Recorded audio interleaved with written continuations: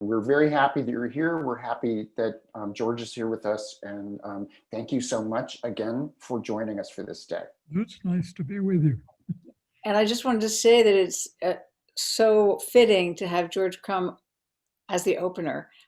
He's been so incredibly important to all of us with his magical music and really incredibly innovative vision, kicking off like a whole world of exploration of sound and color and narrative and just amazing music for so many of us, for so many of the generations, certainly for all the Bang in a Can generations.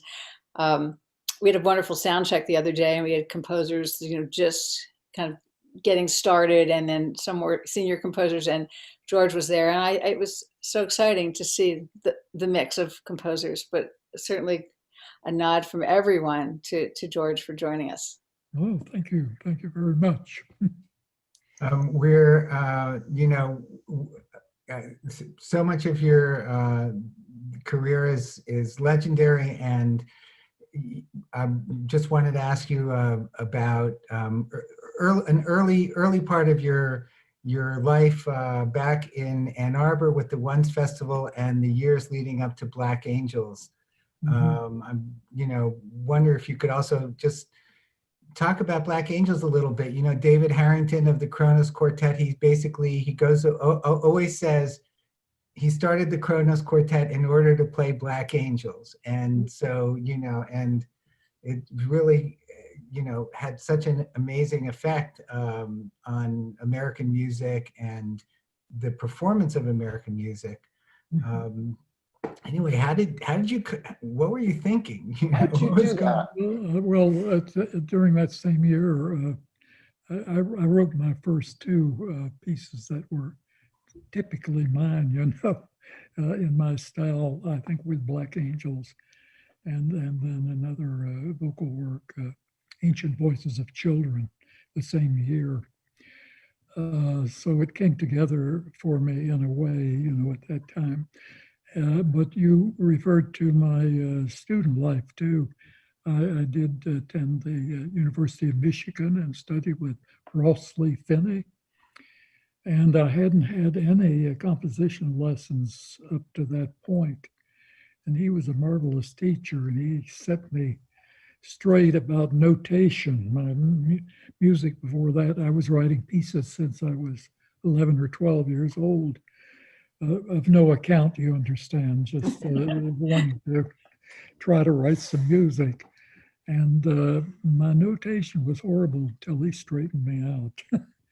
Well, it seems like you took notation to an entirely different level. Those scores are, if anyone has never looked at a George Crumb score, they are works of art, and they're not just scores, it's just not your typical notation. So he must have, I don't know if that was you starting from what he began, but you took it somewhere pretty remarkable.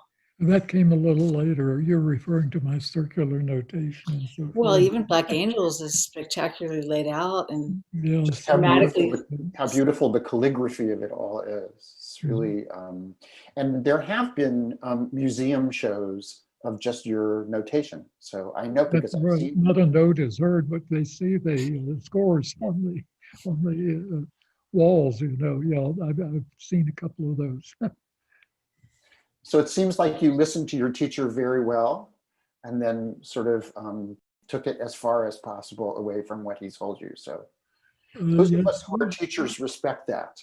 Yes, those were the first two works, I think, that where I felt that I found my own styles, so to speak. And I took it from there, that was my starting point. I remember, of course, Black Angels, I remember that the early 70s. And of course, I was just, a year or two yet, like the war ended when I was 17. So I just missed the draft. But, I remember I would go to school and in phys ed, the phys ed teacher was always, getting us ready to go to Vietnam, and just what that felt like back then, and what you know, what protest music is. I mean, in a certain sense, Black Angels is a piece of protest music. It is, yes, it is. And I remember that period very intensely too.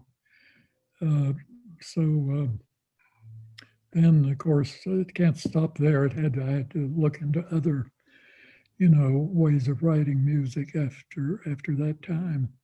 So this piece that you're playing, one of a more recent piece. Well, it's still about 20 years old. The A Little Midnight Music.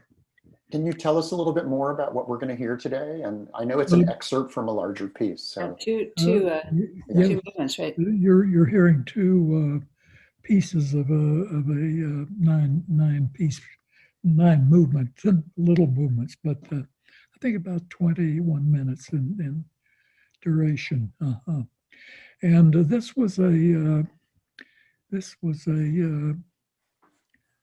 kind of a well, there was this Italian pianist, Emanuele Arciuli, and he was commissioning several people to write short pieces on Thelonious Monk's Around Midnight, the jazz piece.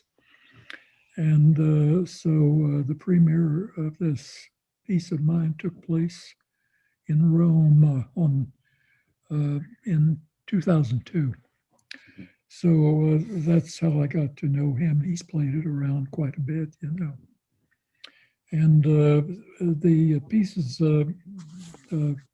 cover a great deal. He asked for a short piece, So I delivered this piece. I wasn't sure even he'd want to play a longer piece, But he played it as it was several times, and I was happy with the piece.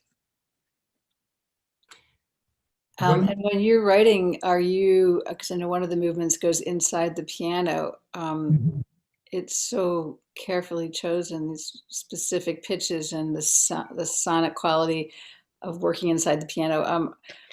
Do you have a piano there where you are? Are you finding these notes right there in the studio?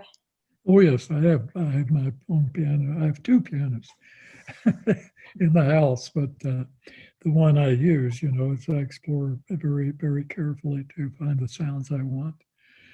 And all of my piano music, starting with 5 pieces for piano, I forget the exact date of that piece, but it's a few years before the Black Angels. And then I am very much interested in the coloristic effects that the piano can provide. We call it extended piano.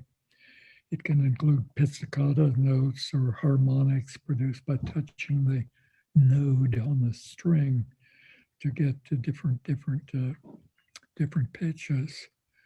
All of that's then combined with the piano, the normal keyboard, the traditional piano. Also special pedal effects, can play a part in that. But I feel that I haven't given up on the keyboard part of the piano. To me, that's exceptionally important. And I've heard some pieces by younger composers maybe that exploit only the very special effects. But I rather prefer to combine those effects with a normal piano sound. Fantastic. What are you writing now? Well, I'm doing the third book on I call the piece Metamorphoses. It's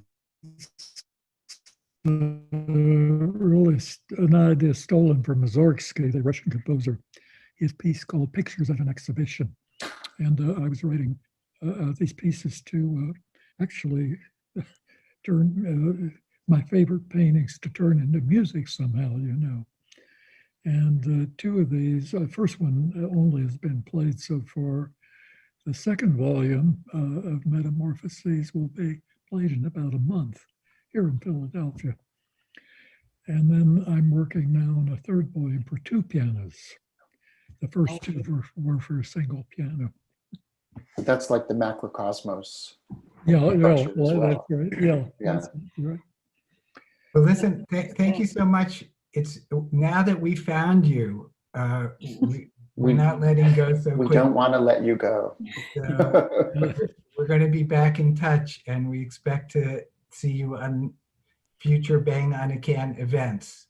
And it's your birthday coming up, so happy birthday. Oh, thank you. Yes, just a few days. Yeah. And Susan Grace is standing by to play your work. Yeah, she does it beautifully. She does my music beautifully. And thank you, George, so much for speaking with us.